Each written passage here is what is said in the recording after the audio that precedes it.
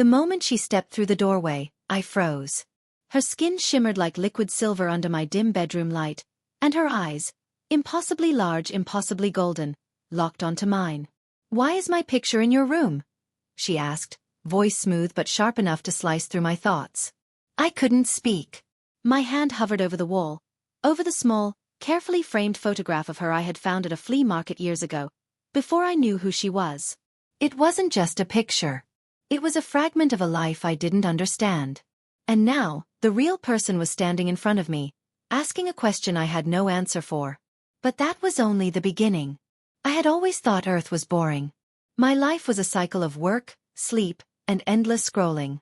But the universe, it seemed, had a sense of irony. The photograph, which I had hung out of some vague fascination with alien art, was actually her. Or her likeness. Not a likeness, I realized too late, as her gaze pinned me to the spot. The walls of my apartment felt smaller. The ceiling seemed too low.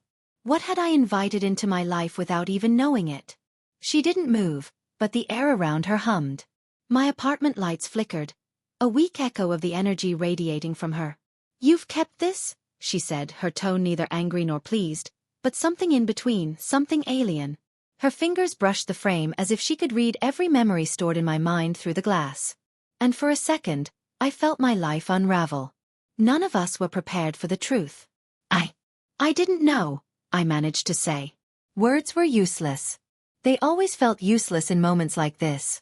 Her gaze softened, almost imperceptibly, but the air remained heavy with unspoken warnings.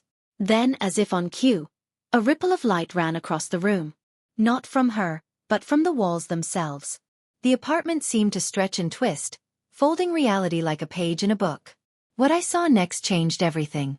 I woke up not in my bed, but on a ship. A ship that defied my understanding of physics. Transparent floors revealed a swirling galaxy beneath us, stars falling like sparks through the vacuum of space. The alien woman, her name still unknown to me, stood at the helm, fingers gliding over controls that seemed to respond to thought alone. "You're lucky," she said quietly. "Most humans die before they understand what they've touched." I tried to speak again, but my throat was dry. I could only stare as she turned to me fully for the first time. Her expression was unreadable, but her eyes, they burned with a memory older than any human could comprehend. "Why is your curiosity so dangerous?" I whispered, more to myself than to her. She tilted her head, a movement so fluid it seemed rehearsed yet utterly natural. "Curiosity is what brought you here. And yet, it is also what could destroy you." The ship was alive. Not alive in any biological sense, but aware. Walls pulsed softly, a heartbeat synchronized with her own. Every control seemed to respond to her emotions, and through her, I could feel it too, like a second heartbeat in my chest. But even in that awe, a creeping fear gnawed at the edges of my mind. How could one person hold so much power? How could one person be both this fragile and this terrifying? We traveled silently at first, the void outside stretching endlessly. Then came the questions. She asked me about Earth, about humanity, about my life. And I answered. Not all of it was true, some of it was hidden behind lies of embarrassment or fear, but she seemed to sense it anyway. Her eyes narrowed. "Humans lie as easily as they breathe," she said. "Yet you are different." That single phrase, different, haunted me. She didn't explain why. But her ship, her presence, her impossible beauty, all pressed the unspoken question into my mind. Different how? And why did she care? Days, or maybe hours, time had no meaning here, passed. She guided me through the corridors of her ship, each more alien than the last, filled with tools and artifacts that I couldn't begin to comprehend. A holographic map of stars floated above a table, shifting constantly, showing places I had never dreamed existed. "These are the worlds I protect," she said. "And you are about to decide if you interfere." I laughed, a short, bitter sound. "Me? Decide the fate of worlds?" Her smile was almost imperceptible. "Yes, you already have." I remembered the photograph, the first spark that had led to this impossible reality. Somehow, that single object had made her appear in my life. But why? And more importantly, why me? The question burned hotter every second. And then, a sound, sharp, metallic, echoing through the ship, interrupted my thoughts. We weren't alone. Aliens, others stranger than her, emerged from the shadows. Their forms twisted, half light, half solid, moving with an elegance that belied deadly intent. Her body shifted instantly, a predator's grace, every movement calculated. "Do not interfere," she warned, her voice a whip crack in the silence. But I did. I lunged to shield her, and in that moment I understood. She trusted me. The fight was surreal. The intruders bent light, altered gravity, and twisted physics itself. And yet, she moved among them as if they were children playing in a pond.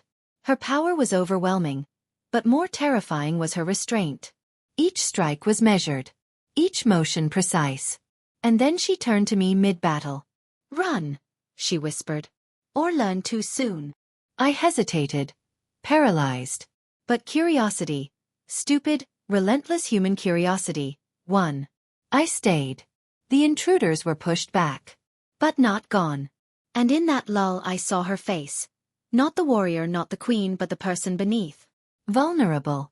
Human-like in ways I couldn't have predicted. And for a fleeting second, our eyes met, and I understood the truth. She had come to me not because of a photograph, not because of chance, but because of a choice, hers or maybe mine, I couldn't tell. Hours, or centuries, it felt. Later, the ship quieted. The galaxy stretched endlessly beyond us, glittering and cold. She turned to me, her gaze softening. "You've seen too much. Yet, you survived." "I don't even know your name," I said. She smiled faintly. "It does not matter. Names are for those who fear being forgotten. But remember this, curiosity is a door. Once opened, it does not close." I wanted to argue, to question, to demand answers. But her words sank in, heavy with a truth I couldn't yet process. And then, without warning, she gestured at the ship. A soft pulse of light engulfed me, and I was back in my apartment. The photograph still hung on the wall, unchanged. Yet I knew I had been altered, forever.